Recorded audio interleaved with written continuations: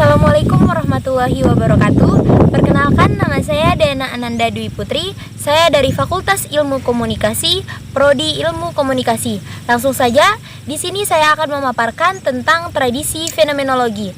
Adapun sejarah dari tradisi ini, sejarah fenomenologi adalah salah satu tradisi besar dalam sejarah filsafat yang lahir pada abad ke-20 oleh Edmund Husserl dan dikembangkan oleh studi pengikut lainnya.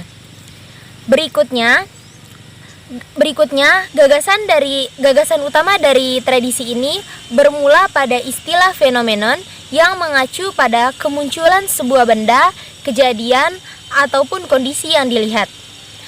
Mengamati kehidupan sehari-hari dalam suasana ilmiah, dan tradisi ini menjelaskan bahwa setiap orang memiliki makna atau nilai-nilai yang dianut oleh dirinya sendiri berdasarkan pengalaman pribadinya. Singkatnya, fenomenologi adalah studi mengenai pengalaman dan bagaimana pengalaman itu terbentuk. Dalam konsepsi Husserl, fenomenologi berpusat pada refleksi, symptomalis, dan studi struktur, kesadaran, dan fenomena yang tampak pada pikiran. Fenomenologi adalah sebuah studi dalam bidang filsafat yang mempelajari manusia sebagai sebuah fenomena. Fenomenologi merupakan sebuah aliran yang berpendapat bahwa hasrat yang kuat untuk mengerti yang sebenarnya dapat dicapai melalui pengalaman atau fenomena atau pertemuan dengan sesuatu yang realita. Tokoh-tokoh dari fenomenologi ini ada Edmund Husserl pada tahun 1859 sampai dengan 1938, di mana memahami fenomenologi sebagai suatu metode dan ajaran filsafat. Yang kedua ada Max Weber pada tahun 1874 sampai dengan 1928 berpendapat bahwa metode fenomenologi sama dengan cara tertentu untuk memandang realitas. Yang ketiga ada Martin Heidegger pada tahun 1989 sampai dengan 1976. Manusia itu terbuka bagi dunianya dan sesamanya. Ada pula tokoh ketiga, yaitu Martin Heidegger pada tahun 1889 sampai 1976. Manusia itu terbuka bagi dunianya dan sesamanya. Yang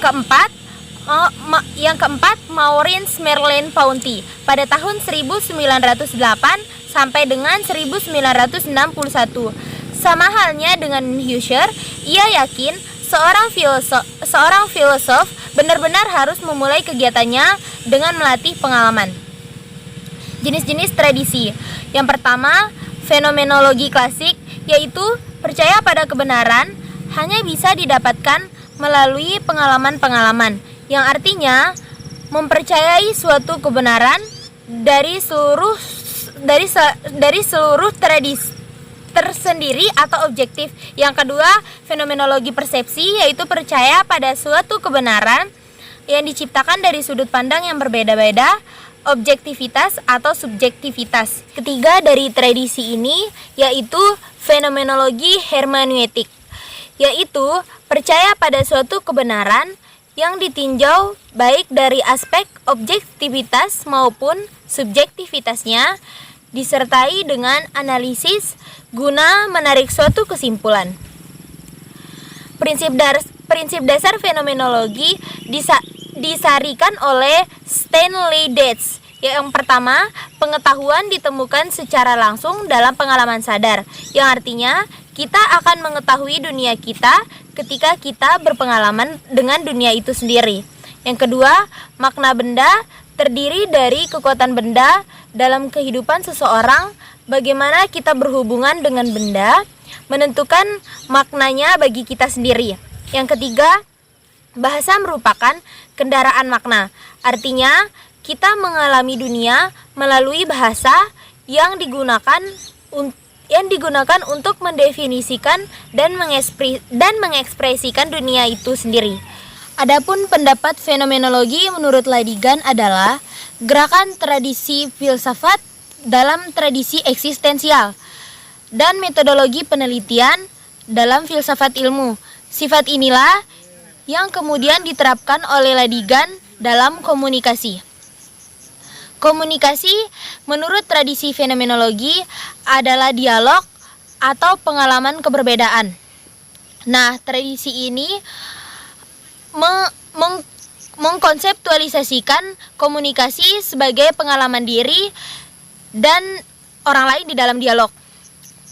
Menurut tradisi fenomenologi, berbagai macam permasalahan komunikasi yang terjadi diakibatkan adanya kesenjangan antara berbagai sudut pandang.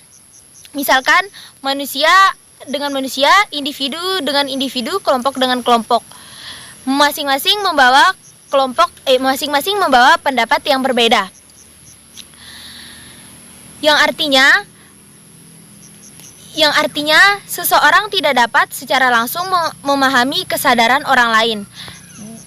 Dengan potensi adanya pemahaman intersubjektif jadi terbatas. Tradisi fenomenologi mencari keaslian cara saat mengalami cara dengan orang lain. Hambatan komunikasi yang terjadi diakibatkan oleh ketidaksadaran diri, perbedaan yang tidak diterima, atau berbagai adanya strategis keterbukaan antara orang lain. Demikian pemaparan saya tentang tradisi fenomenologi. Wassalamualaikum warahmatullahi wabarakatuh.